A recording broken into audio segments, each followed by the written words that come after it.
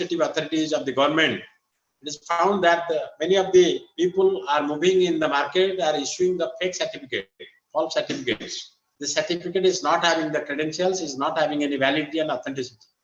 So as a result of which, due to this lack of awareness, and the people are suffering, they are getting technically, even though commercially they are very competitive, but they are getting technically disqualified to further compete for that kind of commercial competition of those kind of certification requirements. So in that context, it is very important to know how this, what is this ISO 9000 standard, quality requirements, how to implement it, how to go for certification, and how to verify the certificate's validity and authenticity.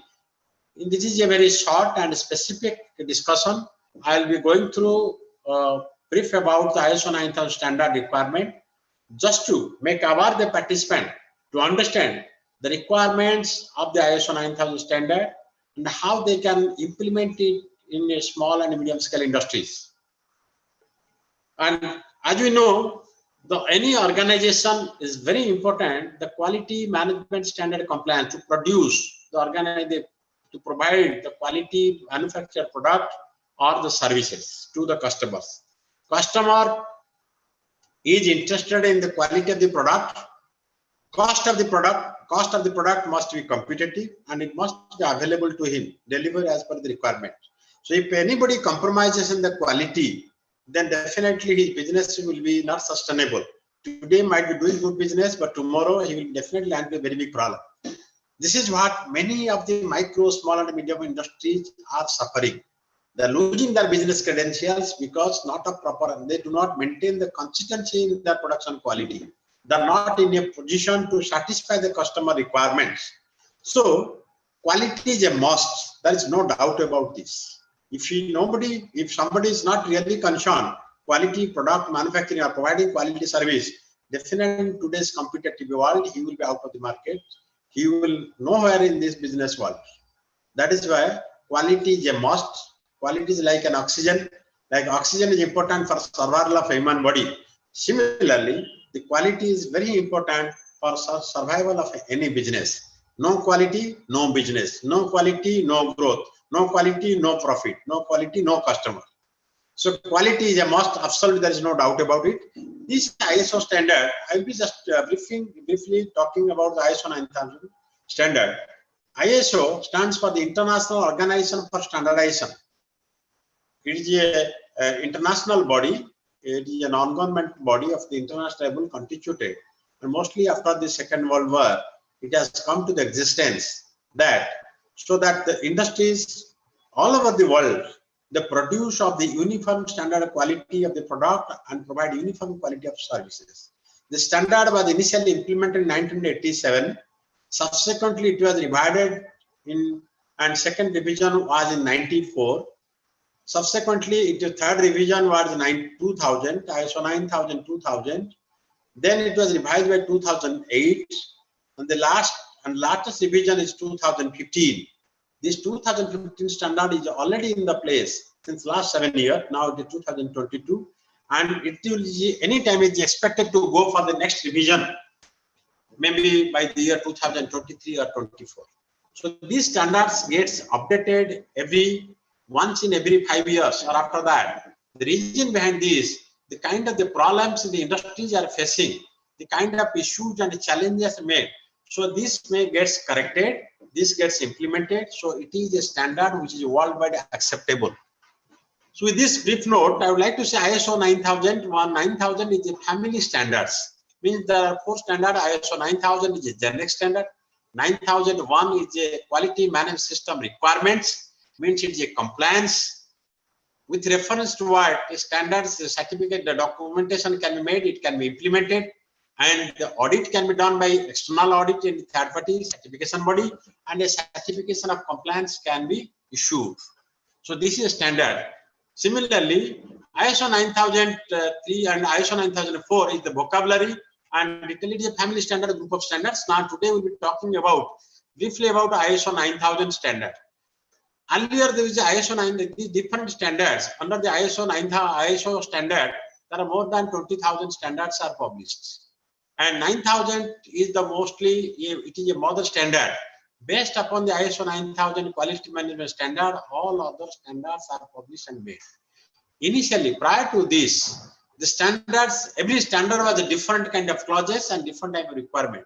This was a big issue in the global level for integrating the standard. As I mentioned you, that suppose any organization is getting certified to multiple standard requirement, multiple international standard organization, international standardization certifications, like 9,000, 14,000, 18,000. Earlier it was 18,000, it's no more 18,000, now it is 45,000. That's the occupational health and safety management system. So different standards are having different kind of sections, different kind of clauses. So integrating any organization want to implement different standards, they have to have different team, they have to have different documents, they have to implement it. It was a very hectic task. However, the standards need to be integrated. It must be user friendly, and it should be people more focused on the less documentation and more implementation. And today, this compliance verification is objective evidence verification. Objective evidence, the PL, it is not document based. Documents, production of document or submission of documents may be a part of the objective evidence, but objective means something which is in ground reality in the implementation at the field. So that is why more of the objective evidence implementation. And the standards have been put into 10 clauses. So this seems to avoid all this variability in the clauses, in the standards, requirements. The international ISO body, they decided that this standard under the high level structure, HLS, means every standard of ISO will be between 1 to 10. Clause number 1 to 10. Right? So clause number 1 to 10, whether it is quality, whether it is environment, whether it is safety, whether it is energy, whether any other standard of the ISO, all will be information security management, anything. The standards will remain within 10 clauses. All the 10 clauses will be aligned so that documentation under the 10 headings, so that any organization wants to implement multiple standards, they can interlink it, they can integrate it properly, and it will be easy for use and easy for implementation. That is why now all the standards, now the present latest standard, it is clause number 1 to ISO 9000 is clause number 1 to clause number 10. Clause number 1, 2, 3. Clause number 1 is the scope of the standard. This standard application speaks about the scope of the organization, but this is not auditable. A normative reference, number 2, clause number 2 is a normative reference. They speak about the different type of references, guidelines for this reference. So this is not an auditable requirement.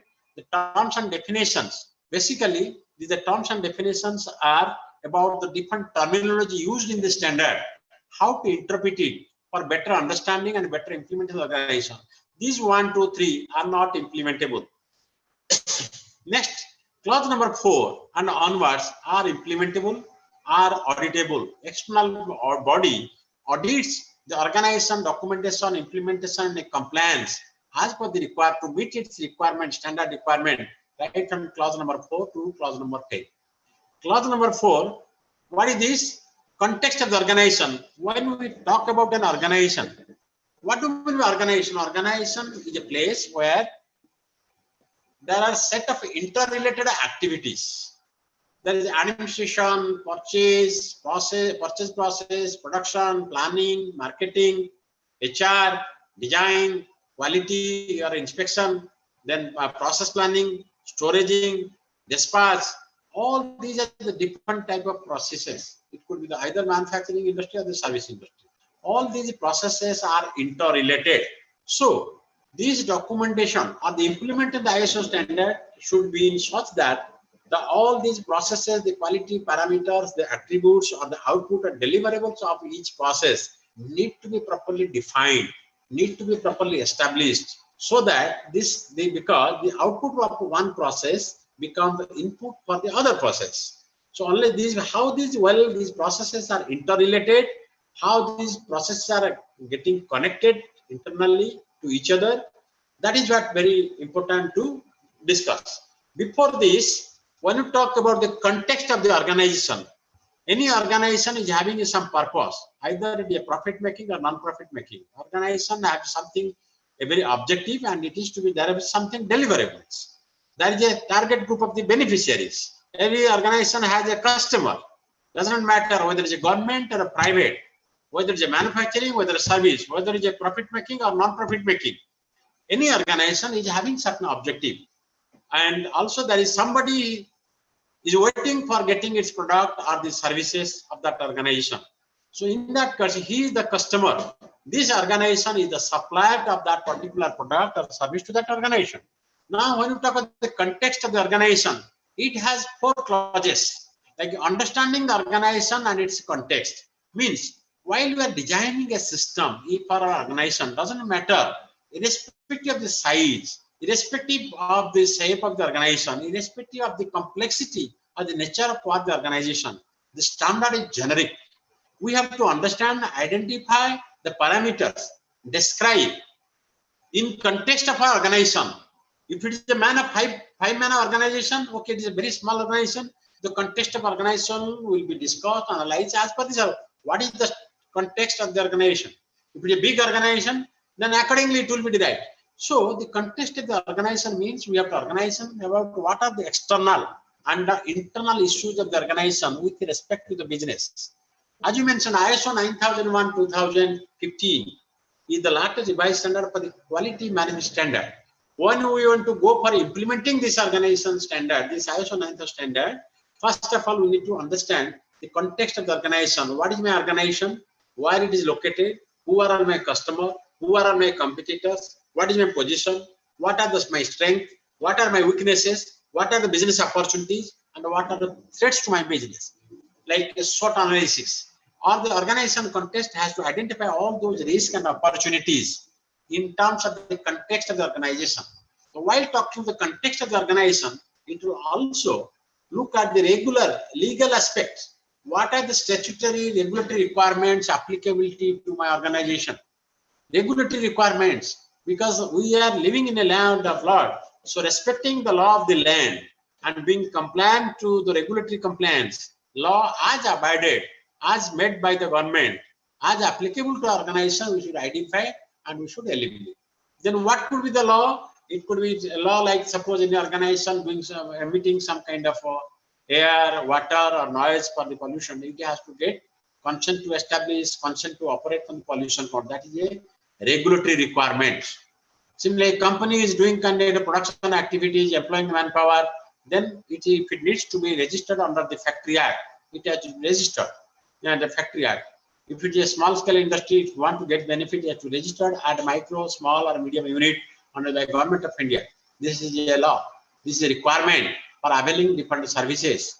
Provident fund, ESI or gratuity, all these things are the regulatory requirement. The organization need to identify, also take a look into this regulatory, statutory and regulatory requirement as applicable, so that it will not have any kind of legal issue in future. Next is understanding the needs and expectations of the interested parties. Yes, what is important? The organization is meant for somebody. It is meant for some customer, somebody waiting outside for getting the product or service from this organization. So, it is very important to identify, if I am manufacturing a product, what kind of needs, what kind of expectations are expected from the interested parties. Interested parties, who are all those interested parties? Interested parties could be the government, interested party could be the customer, interested party could be society, interested party could be the employees, interested party will be the neighbor organization, neighbors. So who are all interested parties? It depends upon the kind of organization we are having and who are all interested parties. Then we have to map, we have to write down, we have to find out what are the needs, what are the expectations with regard to the product or the service we are providing. So we have to identify that. Once we identify the need, then we'll try to have to meet those needs and expectations of the customers, so that customers will accept our product service, they will be happy with the product service. That is why identifying the need and expectations of the interested parties, primarily the customers. Determining the scope of the quality management system.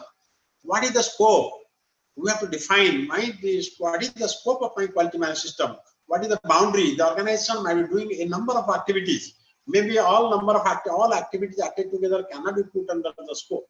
But to define the boundary of the organization, what should be the scope? Manufacturing or providing services, what kind of product, what kind of services, so that while designing our system, while implementing our system, while monitoring system, will be clearly focused into that particular line of the scope of the organization. And also it will be an indicator for the audit team, so that once the scope and boundary is defined, they will try to investigate the things within the scope and boundary of this quality management system deployment in the organization. Then a quality management system and its processes. Context of this organization also we have to analyze quality management system. What type of quality management system organization has been employed? How many people are working? Whether what kind of process we are, whether it's a complex process, whether machining, whether chemical process, what is the process? Whether any process hazard is there? Whether legal binding is there, need to be taken care. So those kind of things has to be identified, has to be properly addressed in the quality management system, and identifying all the processes which are interlinked, which are connected, which has to be integrated as part of the quality management system, documentation and implementation in the organization. Next is leadership. Clause number 4, we talk about the context of the organization. This must prepare documentation, we have to prepare. The leadership and commitment. Any organization is a leader. The entrepreneur is a leader. Director is a leader. Promoter of the organization is a leader. He has established the organization, set up the organization with certain vision and a mission. So it needs his direction. It needs his transformation of his dream and vision in the direction of the implementation and the compliance. So his leader is having, the organization promoter is having a dream. So he has to lead the organization. He wants my organization should grow. My organization should be profitable. My organization should be globally competitive. Whatever business we are doing today, we must achieve much better than by tomorrow.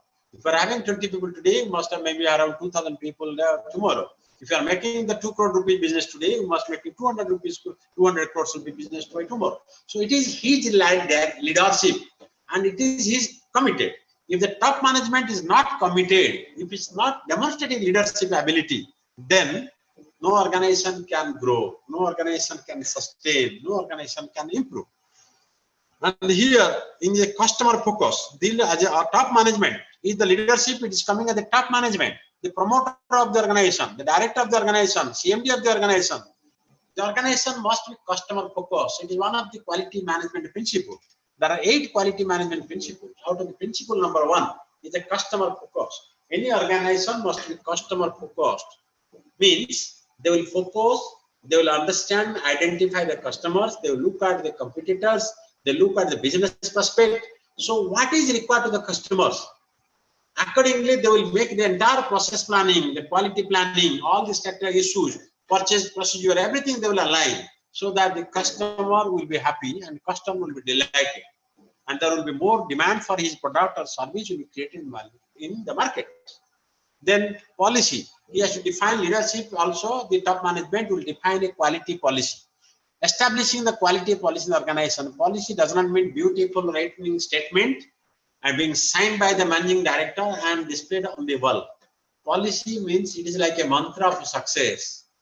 It's like Gayatri mantra. Means the policy will speak about the vision, about the objective, about the commitment of the top management, what they want to do and how they want to go. And in line with quality policy, for drafting of the quality policy, there is a guideline, there is a requirement in the clause number 5.2.1. As per this, the organization needs to establish a quality policy.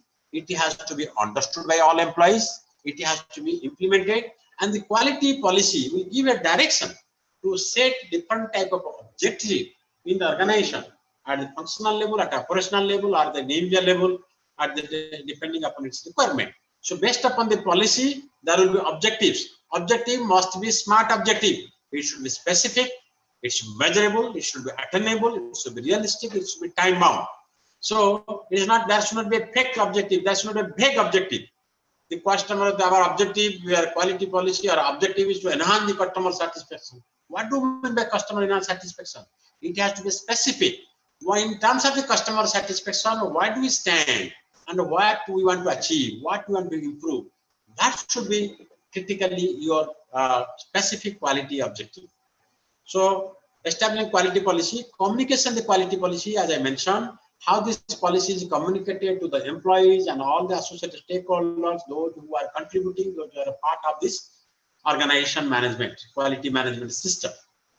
So organizational roles and responsibility authority is very important because it is a system-driven approach. It is a process-oriented approach. It's not a man-made approach. It's not one man show. Today, X person is not there. That means the organization will be closed. System-driven. There must be organizational roles. If there are 10 people, if there are 5 people, that for every individual, there will be roles, responsibility, and who is going to do what, who is responsible for what, and what authority, what capacity is having to take a decision with regard to that particular system. Unless there is a roles, responsibility, and authority, there is a clarity, the people will not able to deliver the results. And it will be always focused on dependent upon one or two people, those who are having the responsible authorities in their hand. So for the smooth running of the organization, in the absence of the other people, that is why delegation of responsible authority at different level. Also, it helps the organization to move further in the presence or absence, and doesn't matter whether the managing director or the general manager or the manager are there. If there is clarity in the roles, responsibility, and authority, who is going to do what. So this needs to be clearly defined. Next, clause number 5 is leadership. Leadership and commitment. Sorry, this we have discussed. Next, clause number 6 is planning. Clause number 4 we discussed about the context of the organization. Means it will talk about the external and internal issues of the organization. Clause number 5 is talking about the leadership. Means is commitment, establish a quality policy, identify what is the customer focus, and communicating the quality policy across the organization. Then organize roles and responsibilities. Next is planning. So actually, this is why this is planning. This is PDCA. You might have heard the PDCA: plan, do, check, and act. This is a Deming cycle. PDCA. See, the entire clause number 4 to 10 is put under PDCA cycle: plan, P for plan, D for do, C for check, and A for act. Under P, there are 3 clauses: 4, 5, 6. One clause under the planning stage: context of the organization, leadership, and planning. This comes under the P, planning page, as per the Deming cycle. So we talked about clause number 4, 5 under P, planning. Then 6th is planning. 6 is coming actions to address the risk and opportunities. Here the organization need to identify what are the risks and opportunities. When you look at the external and internal issues of the organization, finding out the context of the organization, what are those risks, what are kind of risks associated externally and internally for my business, which will affect my business. So these are the actions. First of all, we have to make a risk identification. It is a risk-based thinking, risk-based management approach. Identify the risk proactively. Take the preventive measure so that you don't land to those. It could be legal risk, it could be market risk, it could be a production risk, it could be a manpower risk, it could be a financial risk, whatever risk. So the risk associated with the business has to be identified, and also the opportunity for the improvement to identify, and action has to be taken. This should be done planned. Then quality objectives and planning to achieve them. As I mentioned previously, quality objectives in line with the quality policy will be derived, will be made smart, specific, measurable, attainable, realistic, and time bound as per the requirement of the organization, as per the customer requirement at different processes, different sections, and different departments. So, and the planning of change.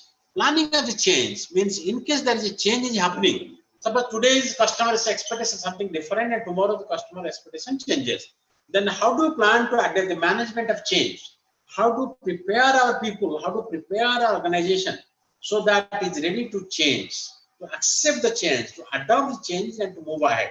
So this change planning, change management also comes under the planning. Like clause number 4, 5, 6 are on the planning. Please. Next, do, as per the Deming cycle. There are 2 clauses. One is support, clause number 7, and clause number 8 is operation. In support, like the people, infrastructure, environment, and the operation process.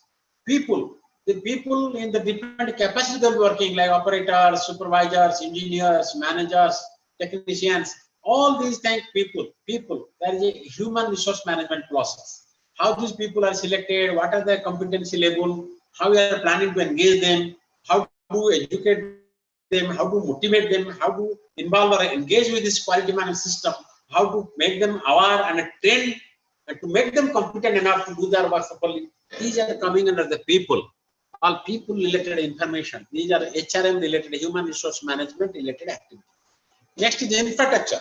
Infrastructure in terms of the environment, in terms of the building, conditions, machine, equipments, land, all those things are in terms of the infrastructure. How to maintain, how to establish all those infrastructure, how to maintain this infrastructure, and how to see the maximum productivity is coming out of this infrastructure. The infrastructure you have put, you have investment made, you get the best of the return out of it.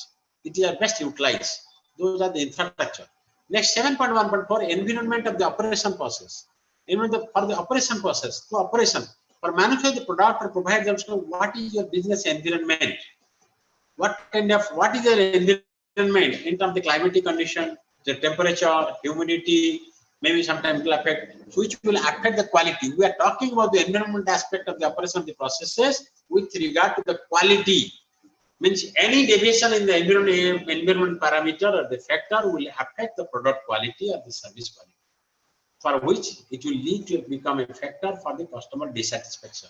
So that is why look at identify all those environmental conditions which are related to the operationalization of the processes. So if you take care of all those environmental conditions, the operations will be, whatever I'm making will be correct, and they will be getting a good result, good product or services, and the customer will be happy for that. Monitoring and measuring process. How do you monitor and measure the process during the support stage? Then organizational knowledge is very important, the organizational knowledge and management. Because suppose today somebody is working, he is brilliant knowledge and idea, tomorrow he quits. Tomorrow he is not no more in the job because of any reason. Then what happens? The kind of the knowledge, whatever he has taken, knowledge was gained, is gone with him. So the organization, it has created a big vacuum for the organization. So organization, how to retain those organizations, how to transfer these knowledges to others. So knowledge management. So organizational knowledge, your experiences, your skills, how to transfer, how to retain and make use for the organization. That is also important. So that is the organizational competence of the people. 7.2 talks about the competency. Means anybody is working and engaged for an organization to work. That is he competent to do his work properly? Competency means based on education, skill, knowledge, and attitude and training. The person must have the background of education, must have the skill to deliver the work, must have the attitude, must have the undergone the training in that particular field. So these are altogether a combination of all these factors speaks about the competent people. Competence means ability, capability to deliver the result, capability to do the work assigned to him. Is he competent to the work? If he is lack of competency, it is obvious that whatever product or service you will deliver, it will not have the quality. Quality will be compromised. It will be poor quality. That is why the people competency is very important, and this will be taken care by the human resource management department. Awareness, all people are aware about this quality requirement, customer requirement, regulatory requirement, and quality aspect of this, and who is to do what and how to do it. They must be aware so that nowhere any kind of deviation is noted, any kind of the problem is issued. Communication. Communication, it is awareness, communication. Communication means how do you communicate to the employees, to the customers, to the suppliers, by letter, by mail, by telephone, by WhatsApp. How effectively you communicate the relevant message to the relevant respective field is very important. That we have to describe the kind of communication mechanism or system we have established in our organization to ensure it is effectiveness, that the appropriate information, the proper information is being communicated effectively. Effectively means the information what you have communicated has been understood by the person concerned, by the receiver end, and also getting implemented properly. So that is what the communication. It is different. It is both external communication and internal communication. Next is documented information. Means here creation of the documents and records. What kind of documents you are preparing so that the system consistency will be followed, system will be in place, system will establish. What kind of records we are retaining as a proof, as an evidence of our compliance, as per evidence of quality. Like if training is being provided, whether training is being provided or not, what is the training record? That is evident, documented informative training. Training attendance register, training feedback form, training plan, delivery. All these are the documented information. Means document means any information content put in the document form. Document can be, it can be a document or it can be record. There is a difference between document and record. Document means a set of document which can be changed, which can be modified, which can be amended. It can be external or it can be internal document, right? But it's a policy, it could be information. But the record means a document having some information, content in it, which cannot be changed, cannot be modified. Record, usually we say attendance record is a record. Blood test record, the format, specific format of the blood test sample is a document. Whenever the parameters are being put, this becomes a record. These records cannot be changed, cannot be modified. So it is talking about this documented information. The documents has to be created and this has to be updated periodically. Control of documentation. So we have to take care that once these documents are prepared, nobody is authorized to, anybody is not supposed to change the document. That will be responsibility authority, that who he can change, how he can change, when he can change, how this change of documentation will be incorporated, how this change of documentation will be properly communicated with respective people. These will be the responsibility of some of the important, the responsibility and authority of the people those who are assigned those things. That anybody is not changed. That is where the control. How do you control? And suppose there are some customer drawings, some documents which are very important. We also need control. This any outsider do not access to this kind of documented information. This document is not going and moving outside somewhere. So this is actually a control has to be exercised. A control has to be imposed so that the documented information is not being leaked out outside. It is not reaches in anybody's hand outside unwantedly. This is clause number 4, 5, 6 over. Clause number 7, support under the do. Under the do, operation. Operation means execution of the working, right? Operational planning control. How, what kind of the operational planning we have made or to control so that the production what we are making, the service that we are providing are good, are happening as per our plan. Requirement for the product and services. Customer communication for the operational process. What is required? Customer communication. Any information of the particular product or service has to be communicated to the customer. Determine the requirements for the products and services. What are the requirements of product and service? It has to be determined. Review the requirements of the product services. Change to the requirements of product services. All these things are action are taken during execution stage, during operational stage, during the product realization stage.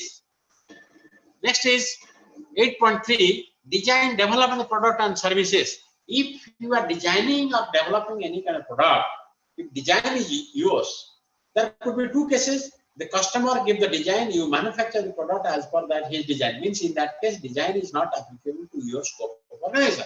Because you are manufacturing all the product and providing the services as per the specification, as per the drawing, as per the technology provided by the customer.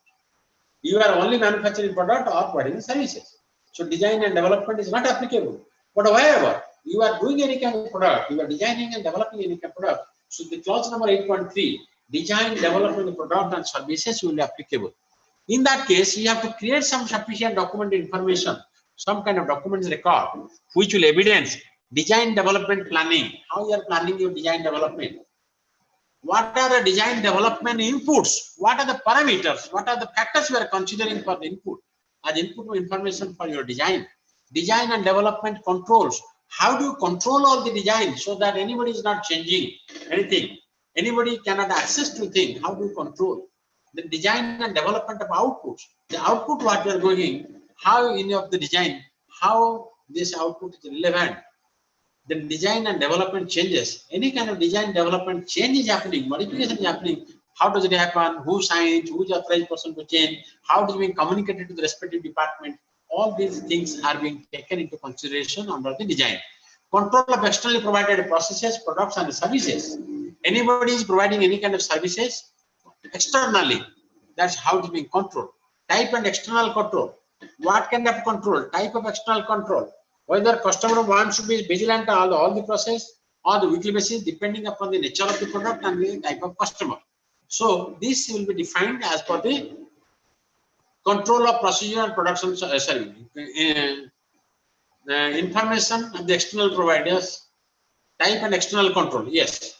Now, production and service provision, control production and service provision, identification and traceability. During the manufacturing process, how to make the what kind of system you are adopting, you will identify your product, your raw material, your other items inside the organization, in the store, in the shop floor, in any place it is being stored.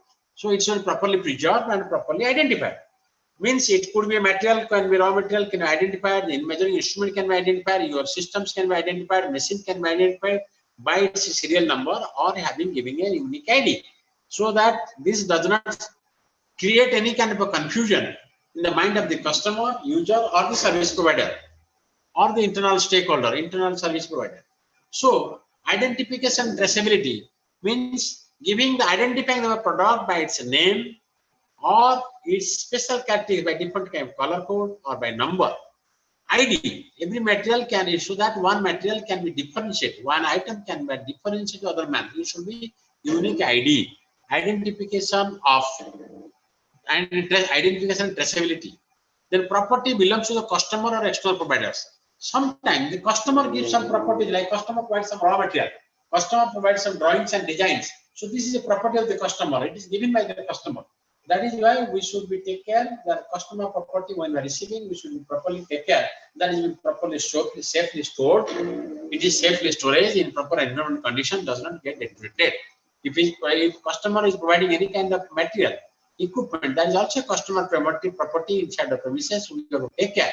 Nothing goes wrong, nothing happens wrongly to that particular customer property product, equipment, or material which is being provided to us, because it is his property, it's not ours. So that we need to take care. Right? So property belongs to the customer for the external properties, preservation, storage of your product, post-delivery activities. Once the product is manufactured or service provided, whether do you provide any kind of post-delivery services, follow-up action, annual maintenance contract, anything, those kind of things also will be considered and also addressed here. Next is control of changes. As we discussed, any management of change, any kind of change is happening, that how do you control under this 8.5 plus do. Release a product or service. Once product or service is manufactured, how to release? How does it reach to the customer safely? Then control of non-conforming output. Any product being manufactured either in the finishing stage or in during processing stage, if there is a non-conformity, means does not fulfill the requirements, does not meet the requirement specification of that particular product service, what has been made, what is being given, then it is becoming a non-conforming product. Means how to control these non-conforming products so that it does not get mixed up with the good products, does not being processed for the next step, which will not incur further losses to us in the business. How do we control those kind of cases, right? So this is what clause number 7 and 8. Clause number 4 and 5, 6 you discussed about the planning page. 7 and 8 support and operation we discussed in clause number 8. Now clause number 9,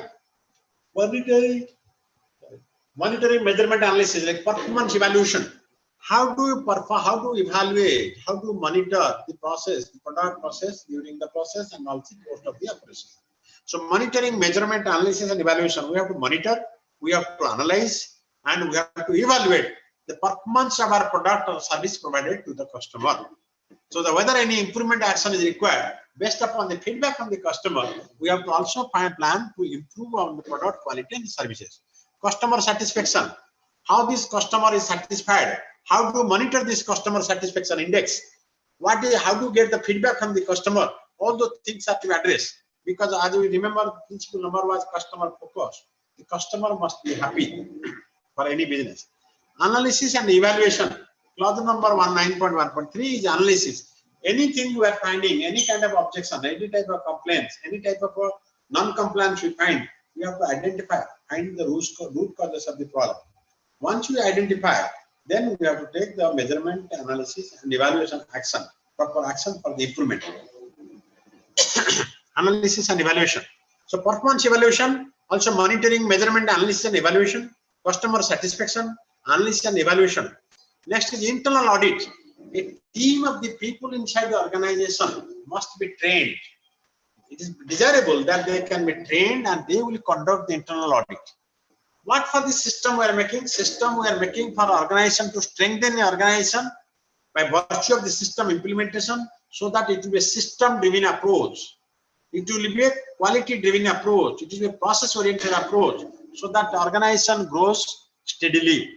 Customers remains happy. That is why. So this has to be before certification body.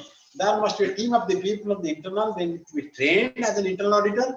They will conduct the internal audit, because the internal people, they know each and every point, each and every facts, each and every issues of the organization. So definitely they can find, the more problem we identify, the more issues we identify, the more action we take, the more improvement will happen to the organization. So that is why it is an internal audit. A team has to be done internally. However, the organization, they do not have the qualified internal auditor.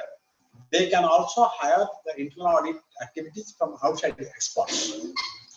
So, internal audits. Next is 9.3, management review.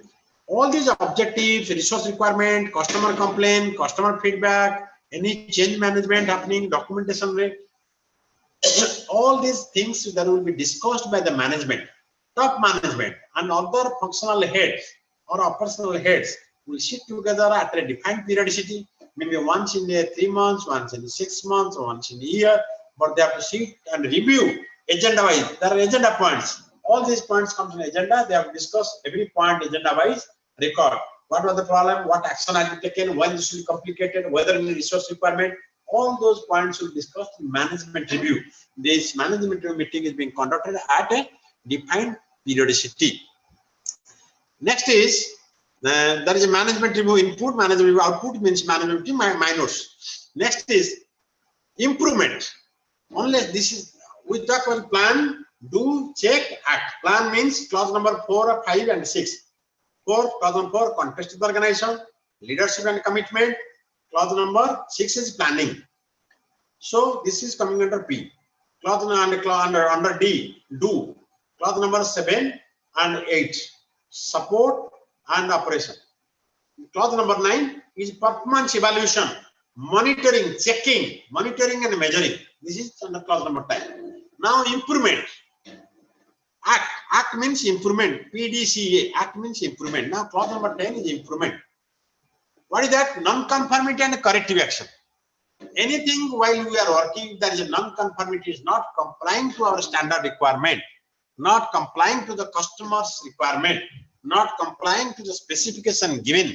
If you find there is a deviation, then how do you handle what? How do you make the correction, and how to make the corrective action, so that the similar thing does not happen. Your system becomes effective, and the less number of less number of deviations in your production process, so that your loss of financial loss, time, resource losses are not happening. That is being prevented. So that is a non-conformity and a corrective action. And a continual improvement. This should keep on improving continually. Whatever we are today, we must achieve better result by tomorrow, so that the organization can excel. If the organization focus on the continual improvement, it will excel. And today it is existing, it will exist also another after the 20 years, after 30 years, future anytime, provided they adhere to the technique of the system of the continual improvement. Keep on improving continually at every product, every process and the system. Keep on improving their target, revenue generation, in all kind of aspects. That must be the focus of that is one of the quality management principle. Continual improvement. So the organization, this is what clause number 4, 5, 6, 7, 8, 9, 10. These are the clauses. Annexure A, there is a clarification of new structure, terminology and concepts. Annexure B, other internal standards of the quality management system developed by ISO TC 176. What is TC 176? For every standard, there is a technical committee. TC 176 technical committee 176. This TC 176 committee consists of the members from more than from different countries, more than 100 countries, more than 137 countries of the members. Almost countries representing the India. India is being represented under this in this technical committee of ISO by BIS, Bureau of Indian Standard, because Bureau of Indian Standard is our apex body, and QCI, sorry, Quality Council of India. Quality Council of India is representing this. Earlier it was BSI, now it is Quality Council of India. So QCI also having the NABC accreditation. So this TC Technical Committee of International Organization, ISO body, is being presented by the members of the different national members in the different national body from the different organizations, different countries. They give their input from time to time. Based upon their input, then there is a revision standard take place. They incorporate new changes in the standard. So this is a for ISO 9000 to remember, there is a committee TC 176, Technical Committee 176. These are the standards which are explained in the clause number 4, 5, 6, 7, 8, 9, 10. If you read, go through this standard, you can have detailed understanding. For this, it needs a dedicated training program for minimum 2 to 3 days training program. So that each discussion, each point, each statement, each clause will be discussed, each word will be interpreted in that context by understanding what kind of documentation we will be requiring, how to implement according to our size, scope of the organization, and the nature of work of the organization. If the organization is more complex in nature, the procedure will be more complex. It is very simple, the natural procedure simply. Nothing that ISO means a lot of documentation is a myth. Many people think in that way, they're scared of the ISO 9000. Now today, ISO is speaking about the objective evidence. Doesn't matter, you have to have the documentation, amount of documentation will do according to the size of the organization and the level of the people. If an organization having good people, all are educated, maybe you will have less documentation. Other than some mandatory documentation and mandatory records, you will have many of the things you will not, does not require. Because if your competency level, the people, those who are working, their education, skill and experience is better, they can understand many things, they can implement this. So ISO 9000 is a objective evidence verification standard. Now, I will be talking about, this is what in brief about the standard requirement. These are the body of the knowledge in the ISO 9000. Just to speak about this. So now I'll be talking about the certification process. How this certification, how these people are getting victim. You will find sometime in the Facebook, it's coming, get ISO 9000 in the same day, in 700 rupees. Definitely not possible. Nobody can give a certificate within the same day and with the cost of 700 rupees. What is the procedure of certification? The certification body, that is, as I said, ISO, there is an international accreditation forum, IAF. IAF is a constituent body of the ISO. And this is represented, IAF is the regulatory authority body for all the standard requirements in the apex body. IAF give the accreditation to the different accreditation agencies. Like suppose ANAR is an American accreditation, UCAS is a UK-based accreditation, IAS is an American accreditation, NABCB is an Indian accreditation under the QCI. So all these accreditation agencies are accredited as registered as accreditation bodies and meeting to the compliance of this requirement of the ISO 9000 as under this IAF. And these accreditation bodies will give their registration to the different certification bodies. So if you look at the hierarchy, International Accreditation Forum is it gives the recognition or approves the other accreditation agencies. Accreditation agencies give the accreditation to the certification bodies. The certification bodies meet as per the compliance, there is a standard for the certification body. They meet to comply in terms of the auditor competency, in terms of the documentation, in terms of meeting the requirements as a certification body. So that they have to comply all the requirements. And the accreditation bodies will come and verify, examine those certification bodies compliance. Then they will issue the accreditation authorization to that certification body. Then any organization is going, as I mentioned from the day beginning, from the early stage, it is scope. There are n number of scopes. There are different niche codes, different kind of codes for the different kind of scopes. So one certification body may not have the competency or the capability to get registered for all kind of scopes. They need different, it will have the limitation in scope, depending on the competency of the auditor, depending on the organization structure, depending on the agents. So all the things, factors decides the scope of the organization, scope of certification body. So only the certification bodies can provide the certification as if the scope is existing with them. Suppose scope means suppose somebody is giving certificate to mining industry. So whether it is having this meeting the requirement criteria of the mining or not, whether it is accreditation for the under the NACE code mining is there or not. Education institution, health sectors, food sectors, manufacturing sectors. Similarly, there are different type of production, construction sectors, different kind of sectors is having different kind of NACE codes. These are getting these different NACE codes under these accreditation bodies, certification bodies. Now, what is the procedure? Suppose any organization want to go for certification, what do they do? They have to either understand the standard requirement, they have to prepare the documentation either by themselves, by reading, by educating, by getting under, by being trained by somebody, or they have to engage a consultant who know the things, who will help them to educate them and provide the documentary guidance and implementation. Once the documentation and implementation is done, then there will be internal audit. We mentioned, talk about clause number 9. One internal audit will be conducted. Organization will have the quality policy, quality objectives. They will have process control procedure. There will be storage procedure, storage preservation. Quality policy will be established. Quality objectives will say. So different department section, the quality management system will be there. As per the requirement, wherever the mandatory requirement records are there, those mandatory records will be maintained. Then internal audit will be conducted, one management review will be conducted. At least if that is a thing, then they will identify a certification body. Certification body must have the IF accreditation. Mind it, many people do these kind of common mistakes. They do get the certificates from the different certificates. They do not have the accreditation, valid accreditation. Many UK based, USA based accreditation people, they are self accreditation body. They themselves registered a company and made accreditation. They are not the member of international accreditation. Such accreditation is not valid, is not authenticated at all. So if any certificate you are getting with those kind of accreditation agencies, then absolutely certificate of zero use. People will apply, they will reject our application. So they should be restricted. That's very important. And once we identify, select a certification body, then we have to verify its accreditation, whether it is having valid accreditation or not. Then if it is valid accreditation, it could be JAS-NZ, it could be EAC, it could be EJAC or Egypt accreditation, it could be anybody, any country, it could be NFG, NABCB, our QCI, NABCB accreditation. So it must be a valid accreditation. This accreditation body must be a member of International Accreditation Forum. If you look at the IF Forum, International Accreditation Forum website, you will find all those accreditation agencies are listed.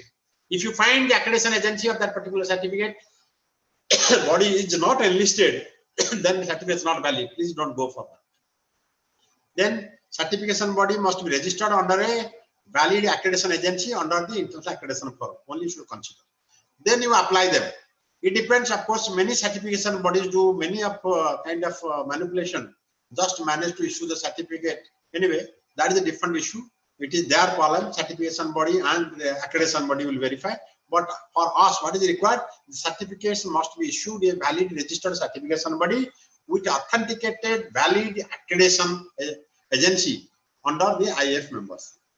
If that is the thing, the ISO 9000 standard says it should compulsorily go for 2-stage audits. Stage 1 audit is nothing pass or fail. It will verify the documentation.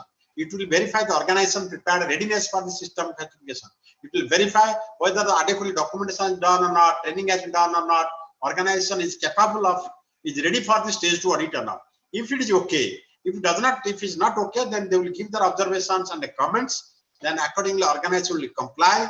Once it is being compliant, it sends all these things to the organization, to the applicant organization. Then once it is fulfilled, everything is done ready. Then again, there is an initial certification audit schedule will be made, and this audit schedule made by certification body according to the size of the organization, according to the number of people, according to the scope. There is an international guideline for these certification bodies. They have to follow that guideline clearly. So it may vary from the 2 mandates, 3 mandates, 4 days, depending upon the size of the organization. So audit mandates will be decided. Audit mandate in the stage 1 and the stage 2, they will decide that. Then auditor, certification bodies, they are having empaneled qualified auditors. Auditor, anybody who is doing the external audit must be an audit of the certification audit. It must be an authorized lead auditor. Lead auditor means he has to undergo 5 days intensive training program under the CQI IRC, Internal Register of Certified Auditors, a course. The office is at the UK, and he has to appear on examination. Auditor qualification competency, also for certification body, it is there. So in that case, it will be done. Once they will engage the auditors, or certification body will engage the auditors, preferably from the local auditors, so to avoid the travel lodging boarding expenses. If nobody is available in the local, then they will depute the auditors, nominate the auditors. There will be one lead auditor, there will be co-auditor, depending, there may be a technical expert, depending upon the organization size and complexity of the work.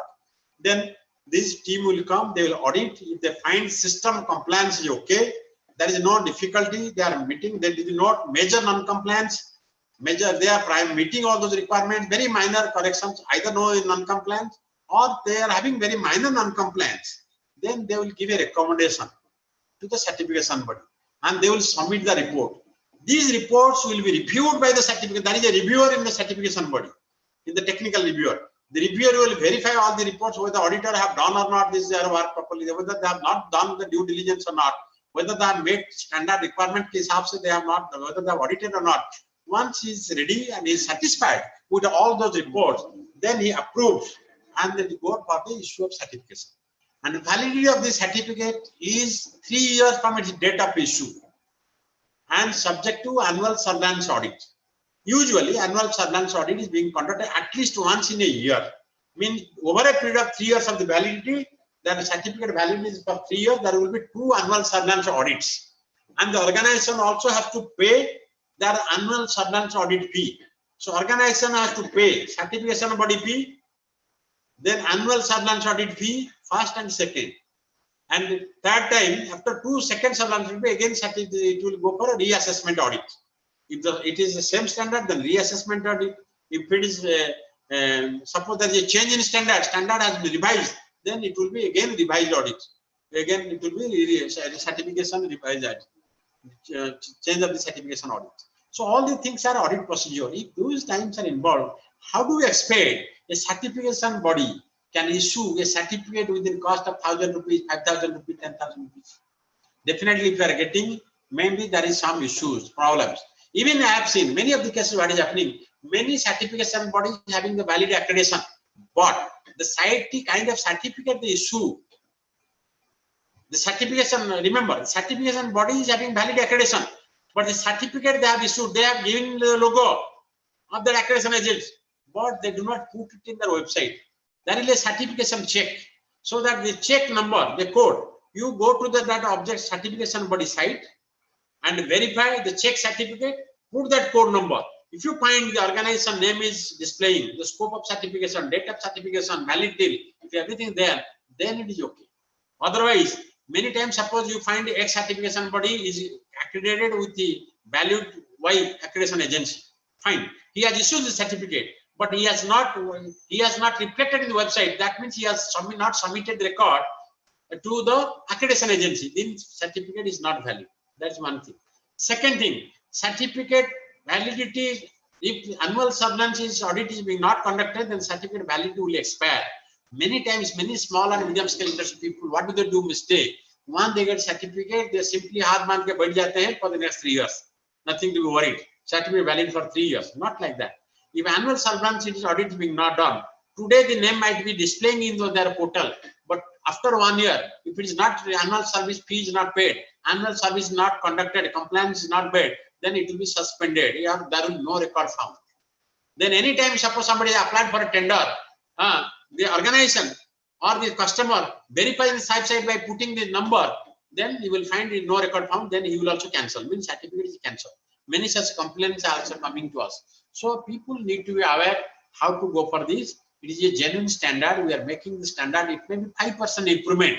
This is a standard. It's a beautiful standard for the organization development and growth and sustainability. It is up to us. How do we accept the standard? How genuinely, how holistically we implement the system. So it does not matter. The things whole cannot be changed overnight. There may be 2% change. There may be 5% change within the limitation, within the capability of organization. Which a 10 people organization, look at your strength. How much you can add value. Now, what is the minimum work you can do? it is better, it is always advisable to do comply and get the certificate issued so that it is having some value. So many times we are finding people are applying, some collector, district collector is telephone to us, sir, this certificate, please check whether it is valid or not. Many people are doing similar kind of mistake. They are finally getting rejected, cancelled. Please never do this kind of mistake. In case having any clarification support, please contact us. We are guiding all this, many of the MSME clients and the clusters for the certification verification, certification validity, and also we are educating them how to go for certification. If you have got any problem, any issue, or you want to get any kind of support services, please contact us. We will help you in that case. We are also conducting an exhaustive training program for the internal audit training program, system implementation. We are planning to conduct in near future, but that will be paid program. The duration may be 2 to 3 days program at least, full time. So in case anybody is interested, please be in touch with us. Contact Mr. Chakravarti. He will help you to communicate so that you can attend the program. In fact, we do not charge much fees. We charge very nominal fee. You can see the this kind of program for 2 days program outside organization, other private organizations, they are charging nothing less than 20,000 rupees. We may charge hardly 3,000 to 4,000 rupees. That is residential program, the physical program, non-residential with food, training, and the training kits. So this is a very nominal fee we are providing. Please, those who are either, if your organization is certified, please attend this kind of program, get yourself educated, or send your people, your manager, supervisor to attend the program, get themselves educated. Please be aware of the things. If you are a professional, want to be an auditor, if you are a professional, want to be a consultant, it is please, my humble request, please attend such program, get yourself educated, and there is enough opportunity to serve the organizations. And once you are having the best system, the ISO 9000, now suppose there is a government of India is going to implement the Z certification. So Z, zero defect, zero effect, it will be also easy for you. ISO 9000 beautiful standard. Once you go the details of the standard requirement, right from clause number 4 to the clause number 10, you will find enough management knowledge, potential knowledge, which will help for your business to grow and implement. So this is what about this ISO 9000 in brief. It is already 5:15. I think we have another 15-20 minutes time in our hand. Now I'll request Mr. Chakravarti to kindly unmute the participants. Anybody is having a kind of query, you can discuss with me. And for clarification, or you can put your things in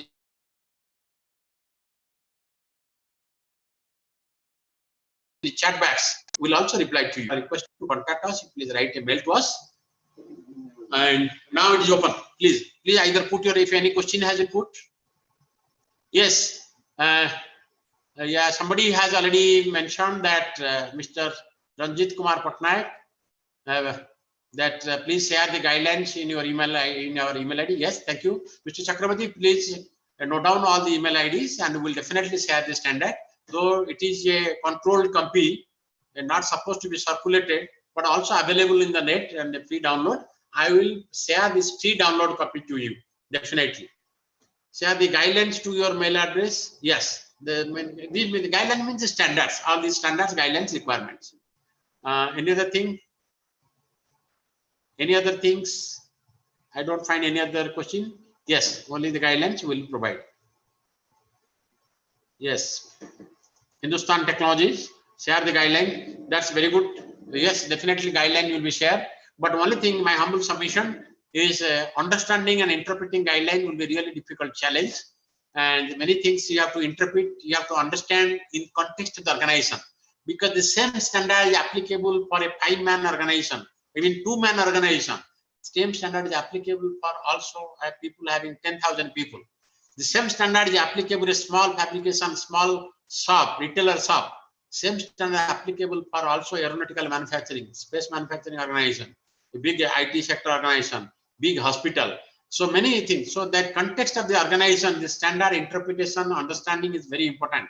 So it will be my request, please attend such program wherever it is possible.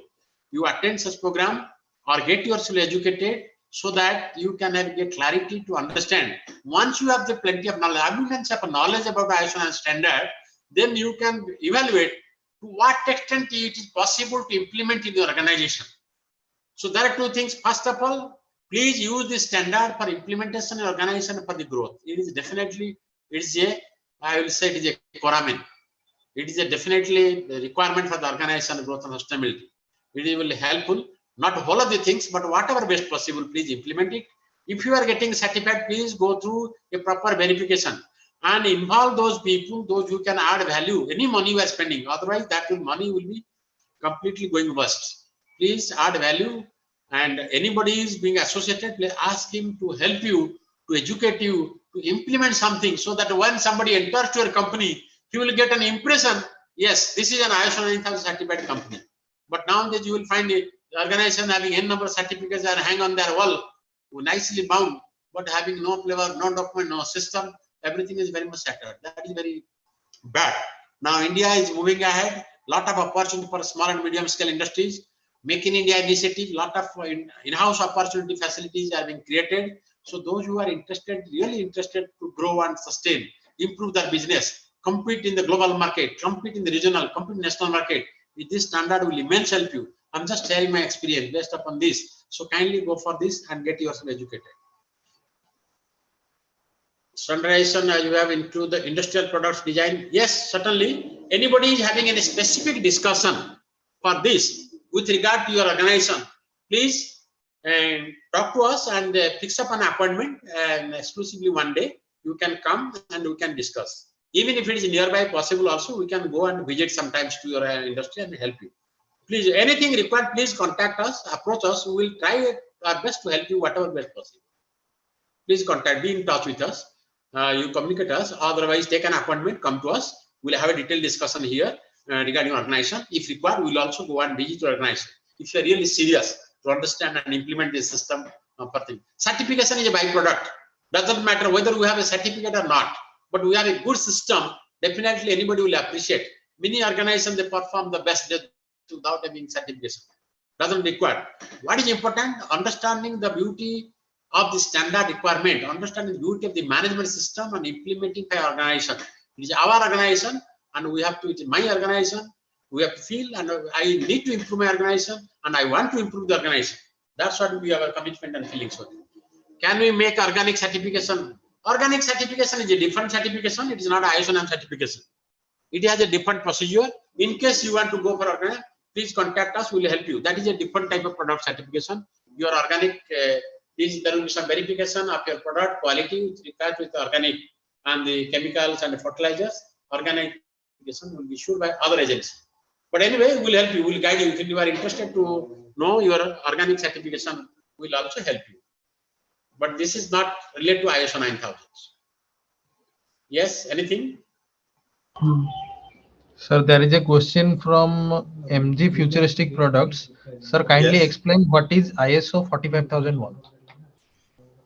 Okay, ISO 45000 standard is not relevant to, now we are talking the ISO 9000.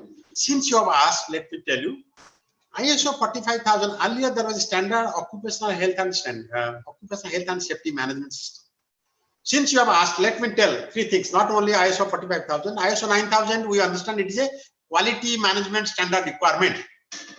Once you are certified, once you are compliant, means we are focusing on the product quality or the service quality of organization, right? Similarly, ISO 14001:2015 is an environment management system. Any activity you are doing in our organization is not having any kind of adverse impact to the environment in terms of the air, water, noise, or any kind of disposal of the material which is contaminating the land. So that means there is a ISO 14000 means environment management standard that speaks about the environment control. If it is applicable to your organization, that is different. Next, we are talking about ISO 45000 as you asked. Occupational health and safety management, it was OSHA standard 18007. OSHA 18007 was the last standard. This was a British standard initially, not British standard, it was initially British, but it was adopted by the International Labour Organization. So that is why it was not coming under since ILO, because the International Labour Organization is more concerned about the occupational health and safety of the employees, of the people, those who are engaged in the organization. So that is why the standard OSHA 18000 means you have to make what are the hazards you are getting occupational health. Yes, you are right. Earlier it was OSHA 18001. Now there is a long time debate since ILO was implementing its organization safety related standard. ISO was not very much interested to take the standard into the fold. But ILO is also international labor organization, so it is revising the standard. This is mainly for the employment level or the employees of the organization, so that they do not create any kind of hazard, health issues because of their occupation. That is being managed. But there was a lot of debate, discussion. Many people have approached again integrating this quality, environment, and safety. So on the international level, this proposal came to the ISO to adopt it, to adhere to it. Based upon that condition, now the ISO has the International Organization for Standardization. It was discussed worldwide at ISO body, and based upon the recommendation and acceptance, now this OSHA, this is no more OSHA 18000. OSHA 18001 occupational standard has been obsolete. It is no more under the force of implementation. Implementation you can do, but not certification is not recognized. Now it has come to the ISO fold, ISO 45001. So ISO 45001 is the latest standard for the occupational health and safety management system. This will speak about the occupational health and safety. Occupational health and safety means the people, those who are working in the place, in their work, kind of the nature of work, what they are doing, personal health, the hygiene, health and hygiene. Is it being affected? Suppose somebody is working in an IT firm, sitting for or any organization, sitting for a long hour before the computer. So because of the long hour sitting in the, so what is the ergonomics? So what kind of the position, posture he is maintaining? What height the computer screen is there? What is the ergonomics of the chair or the sitting arrangement? So in the long run, he is developing any ergonomical problem and in his body, like when the back pain, spondylitis, different things. So how to avoid it?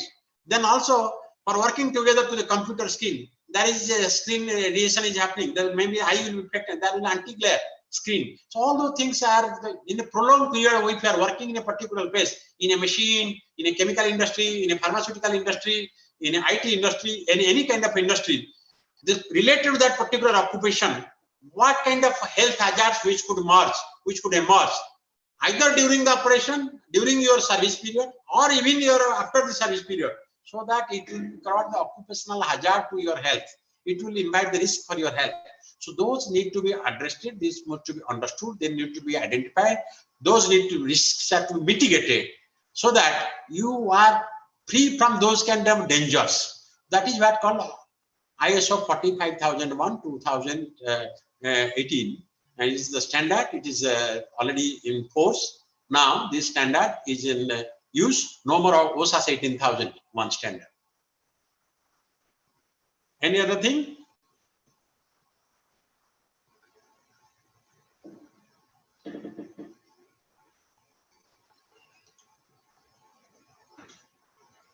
Thank you very much. If there is no question, there is no more discussion, then you can close. Any question?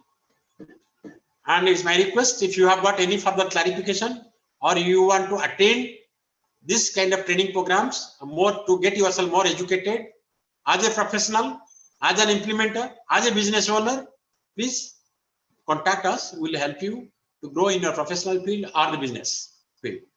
Thank you very much. If there is no question, Chakravarti, we can close the meeting. Thank you everybody for participating in the program today, and thank you very much. Thank you, sir.